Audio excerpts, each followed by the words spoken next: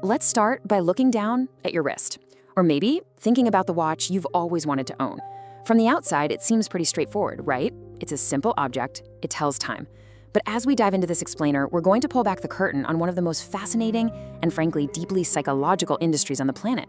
Because in reality, some of these watches cost hundreds of dollars, some cost thousands, and some, well, they literally cost more than a house. I want to take you behind the glass and the gears to uncover the hidden system of an industry that only appears to sell simple tools, but is actually masterminding something much, much deeper.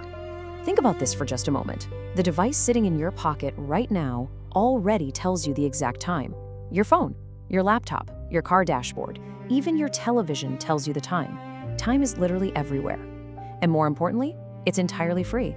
So why on earth do some people spend more than the price of a luxury car for an object that does the exact same job? It's a pretty jarring logical paradox when you really stop and think about it. To understand this paradox, we have to look at the stark contrast between two very different worlds. On one side, you have digital utility. It's cold, it's cheap, and it's ubiquitous. On the other side, you have luxury perception. You see, the high-end watch industry is not built around utility anymore, not at all. It is built entirely around perception, emotion, and identity.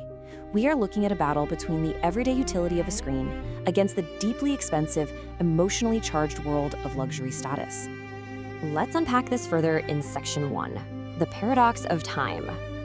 To truly grasp how this industry operates, we first have to recognize that the modern watch is no longer built around telling you what time it is. That utility, it's completely gone. Modern technology changed the game entirely.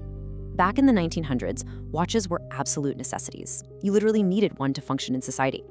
But by the 2000s, smartphones and computers made them practically obsolete as tools. So, if watches are no longer necessary, why do they still exist in such a massive way? Because they evolved.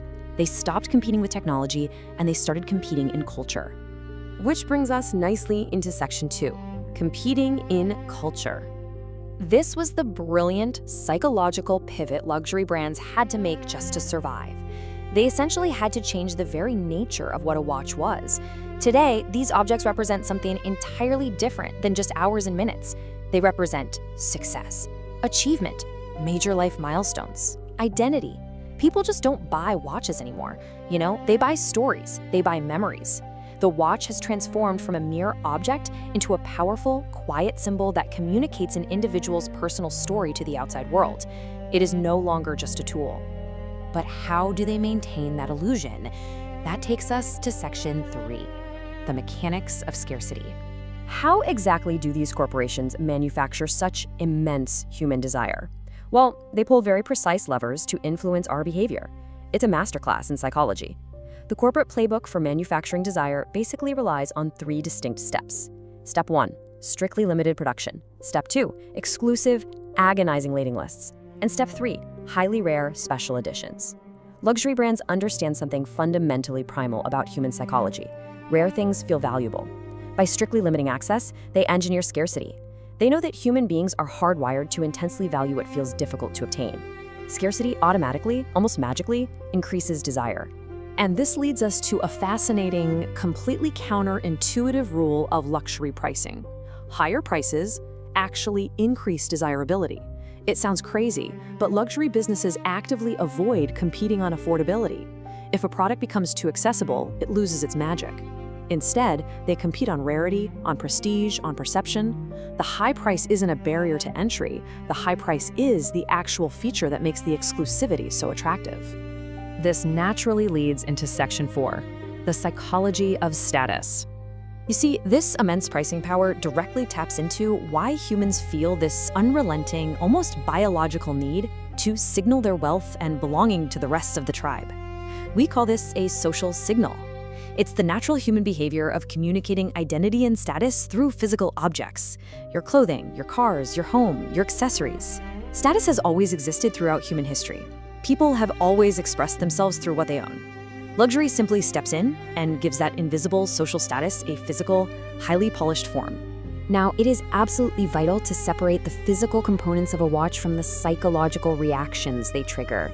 Sure, a high-end watch offers incredible craftsmanship, precision, premium materials, complex engineering, and rich history. But the actual emotional value derived from those things is entirely different.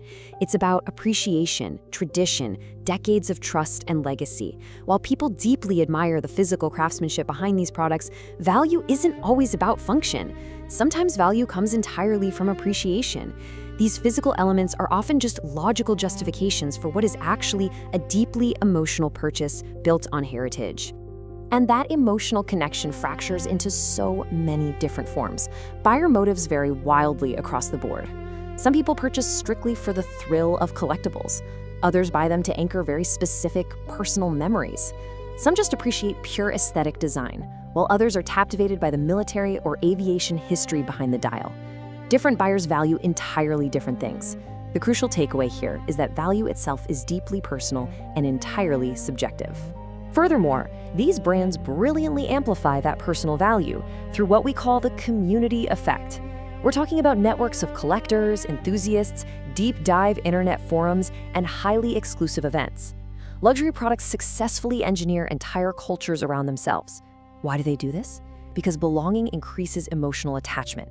People genuinely enjoy sharing their passions with a tribe. When you buy the watch, you aren't just buying steel and glass, you are buying entry into a culture. So, what is really going on here? Let's look at Section 5, the real product. This brings us to the absolute most important revelation of this explainer. If they aren't selling tools to tell time, what is the actual transaction taking place? At this point, the hidden system becomes entirely clear. Luxury watch companies do not really sell time. Not at all. They sell identity, craftsmanship, exclusivity, status, history, emotion.